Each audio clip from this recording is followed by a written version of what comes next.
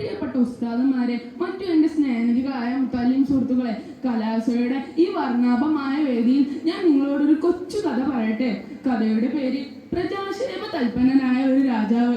ധാരാളം ഇബാദത്തുകൾ ചെയ്ത് ഖുർആൻ മനഃപ്പാഠമാക്കിയ മഹ്മൂദ് ലഫ്ന്ദിയായിരുന്നു ആ രാജാവ്.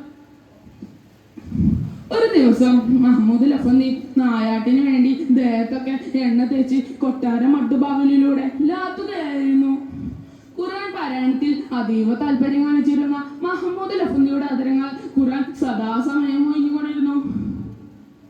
ആലിമ്രാനിലെ 27ാമത്തെ ആയത്തെത്തിയപ്പോൾ മഹ്മൂദ് ലഫ്ന്ദിക്ക് ഒരു സംശയം. എല്ലാ അധികാരവും എടുക്കുന്നവനും നൽകുന്നവനും നീയാണെങ്കിൽ എന്റെ ഈ അധികാരം ഈ സെക്കൻഡിൽ നീ എങ്ങനെ എടുക്കാനാ? അപ്പോൾ ഒരുപാട് നോടി വന്നു. മഹാരാജാവേ, മഹാരാജാവേ, കൊട്ടാര പൂമുറ്റത്തെ ഒരു പുലിയോ? മഹാരാജാവ് പൂമുറ്റത്തേക്ക് എത്തി. അപ്പോൾ അത് ഭടന്മാർക്കായി പുലിയെ ഓടിക്കാൻ ശ്രമിച്ചു. പക്ഷെ പുലി പിന്മാറുന്ന പ്രശ്നമില്ല. അവസാനം മഹ്മൂദ് ലഫ്ന്ദി തന്റെ ഉടവാൾ വലിച്ചൂരി പുലിക്ക് നേരെ നീട്ടി. അപ്പോൾ അത് ഇടതൂർന്ന് നിൽക്കുന്ന ഒരു കാട്ടിലേക്ക് പുലി കയറിപ്പോകുന്നു. പിറകെ മഹ്മൂദ് ലഫ്ന്ദി കുതിരപ്പുറത്തും. ദീർഘനേരത്തെ പരിശ്രമത്തിനൊടുവിൽ പുലി കാട്ടിൽ അപ്രത്യക്ഷമായി. ക്ഷീണം കാരണം മഹ്മൂദ് ലഫ്ന്ദി ഒരു പാറപ്പുറത്ത് കിടന്ന് ഉറങ്ങിപ്പോയി. അതേസമയം നമ്മുടെ സൂറയുടെ കൊട്ടാരത്തിൽ ഒരു കളവ് നടന്നിരിക്കുന്നു. സൂറയുടെ വിവാഹാഭരണങ്ങളെല്ലാം ഒരു കള്ളൻ കൊണ്ടുപോയിരിക്കുന്നു. ഇതറിഞ്ഞ രാജാവ് കോപിതനായി. ആളവിടെ 3 ദിവസത്തിനകം കള്ളനെ നമുക്ക് മുന്നിലാക്കുകയും ഭടന്മാർ നാടാകെ തിരഞ്ഞു. പക്ഷെ കള്ളനെ കിട്ടിയില്ല. അവസാനം തല പോകുമെന്ന് പേടിച്ച് അവർ കാട്ടിലേക്ക് കാട് കയറി. പോകും വഴി ഒരു സാധനം കിടക്കുന്നത് കണ്ടു. ഒന്നും കൂടി സൂക്ഷിച്ചു നോക്കി. ദേഹത്ത് എണ്ണ തേച്ച് ഒരാൾ പാറപ്പുറത്ത് കിടന്ന് സുഖമായി ഉറങ്ങുന്നു. കള്ളനാണെന്ന് കരുതി മഹ്മൂദ് ലഫ്ന്ദിയെ പിടിച്ചു കെട്ടി കൊട്ടാരത്തിലെത്തിച്ചു. ആരും അറിയാതെ വിചാരണ ചെയ്തു.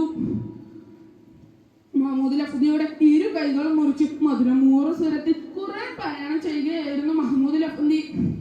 അതിനാകൃഷ്ടരായ സൂറ അദ്ദേഹത്തെ തന്റെ ഉസ്താദായി കിട്ടാൻ ആഗ്രഹിച്ചു. തന്റെ ഭാവി വരണമെന്നറിയാതെ ഖുർആൻ ക്ലാസ് ആരംഭിച്ചു.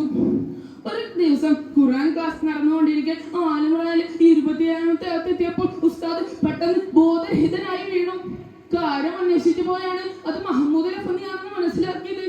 ഒരു നാൾ കള്ളനെ തന്റെ ഭർത്താവായി കിട്ടില്ല എന്നറിഞ്ഞ സൂറ ഒരു ഭ്രാന്തിനെ പോലെയായി മാറി. ഒപ്പം കള്ളനെ ഭർത്താവായി കിട്ടാൻ വാശി പിടിക്കുകയും ചെയ്തു.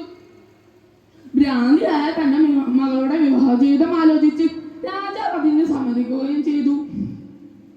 ആ രാത്രി മഹ്മൂദ് ലഫ്ന്ദി താൻ ചെയ്ത പാപത്തിന്റെ വണ്ണമോർത്ത് മനം മുറുകി പ്രസ്താവിക്കുകയായിരുന്നു. അതെ, ആ രാത്രി മഹ്മൂദ് ലഫ്ന്ദി ഉറങ്ങിയപ്പോൾ അതാ മുത്തുനബിക്ക് നാവിൽ വരുന്നു. മുത്തുനബിയോട് തന്നെ വിഷമങ്ങളെല്ലാം മഹ്മൂദ് ലഫ്ന്ദി പറഞ്ഞു. മുത്തുനബി സല്ലല്ലാഹു അലൈഹി വസല്ലമ തങ്ങൾ മഹ്മൂദ് ലഫ്ന്ദിയോട് 2 കൈകളും നീട്ടുവാൻ ആവശ്യപ്പെട്ടു. മഹാത്ഭുതം! തിരുനബിയുടെ തിരുപർശനമേറ്റതും അതാ കൈകൾ 2 പഴയ സ്ഥിതിയിലായി. ഇത് ഒരാളിൽ നിന്ന് മറ്റൊരാളിലേക്ക്, ഇത് കൊട്ടാരമാകെ പിറന്നു. അത് മഹ്മൂദ് ലഫ്ന്ദിയാണെന്ന് മനസ്സിലാക്കിയ രാജാവ് അദ്ദേഹത്തിന്റെ കാൽക്കൽ വീണ് മാപ്പ് ചോദിച്ചു.